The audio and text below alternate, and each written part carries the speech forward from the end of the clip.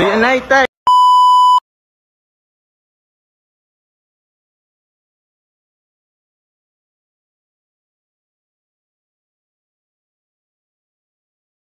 Yung aso. Tara po, ako na yun.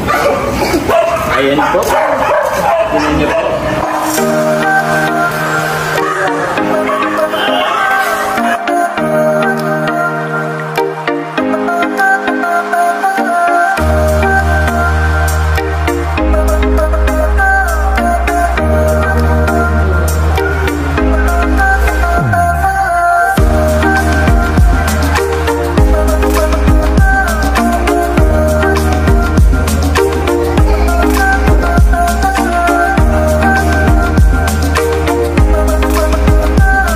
Tay, sige po. Yan po ang bigay ko po sa inyo. Bigay po namin sa inyo. Ano po yan? Padjak po. Salamat po. Pwesa rin lang yung padjak. Sige po, punta niyo po na eh. Tay. Wow! May padjak na sila eh. Wow, may balloon. Yun. Salamat po. Tay, kumusta po Tay? Meron na kayo sariling padjak. Masaya po. Salamat po. Nay, kahit tayo Noel, na Legend Rose, ito po. Meron na po kayong sariling padjak. Galing po yan sa Team Solid Jomar supporters and also po sa Team Jomar Fans for Life. So yun po, ito po yung padjak nyo po. Masaya po ba kayo, Nay? Masaya po. Masaya? Opo. Kasi hindi na po manghihiram.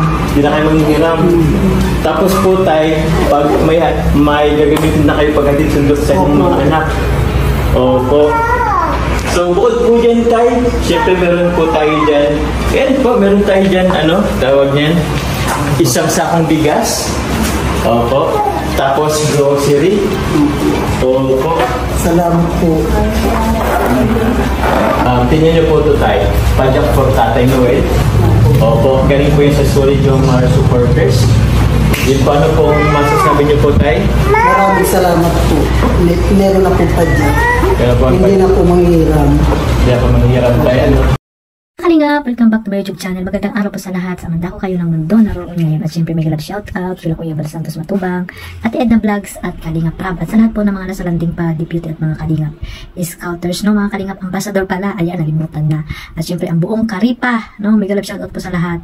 At sa mga kapwa ko po OFW, ayan, mag-iingat po kayo kung saan ko kayo ng mundo naroon ngayon.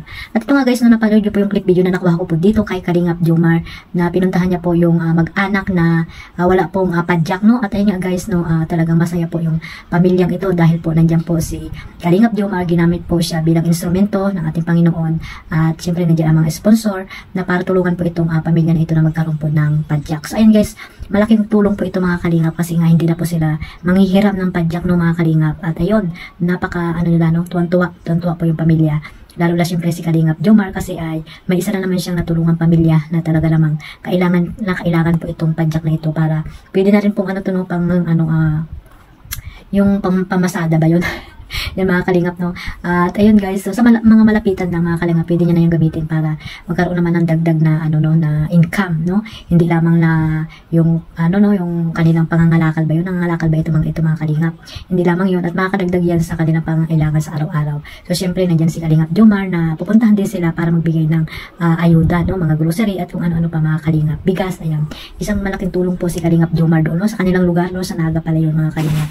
At doon nga sa landing pad, ibinigay itong ano padjak ni Kalingap Jomar. Ayan, maraming salamat po sa sponsor ni Kalingap Jomar at wala asawa po kayong tumutulong dito sa pag-charity no, ang paglingap ni Kalingap Jomar. Ayan, maraming salamat po sa mabait na sponsor. Sana po ay wag po kayo magsawang tumulong no, sa mga taong naghihirap. Ayan, lalo na si Kalingap Jomar. Ayan, sana gabayan ka ni Lord at marami ka pang matulungan dyan sa inyo dyan sa Naga. So ayun nga guys no, yung pamilya na talaga namang masaya po no, na nakatanggap ng padjak kay mga Kalingap. Panoorin niyo po yung full video na yan doon sa kay Kalingap Jomar no. Sa hindi pa po nakapanood yan, ayan, puntahan niyo po at syempre subscribe niyo na rin po si Kalingap Jomar para mas marami pa siyang matulungan dyan sa Bicol or dyan sa Naga, yung bayan po nila yan mga Kalingap.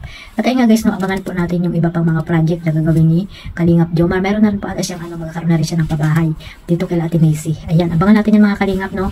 At syempre supportahan natin yung kanyang charity works. Ayan. isama niyo po sa kanyang pagmamaraton. Ayan mga kalingap. At ayun nga guys, ito palang mag-anak na ito ay talagang deserve na matulungan ni Kalingap Jomar. Ayan. At talagang napakahirap ng buhay mga kalingap. At yung padyak nga ay malaking tulong na po yan sa kanila, no? Sa paghatid sundo sa kanyang mga anak. Ayan, hindi na mamasahe, di ba mga kalingap? At ayan, at masaya silang lahat, pati na rin si Kalingap Jomar.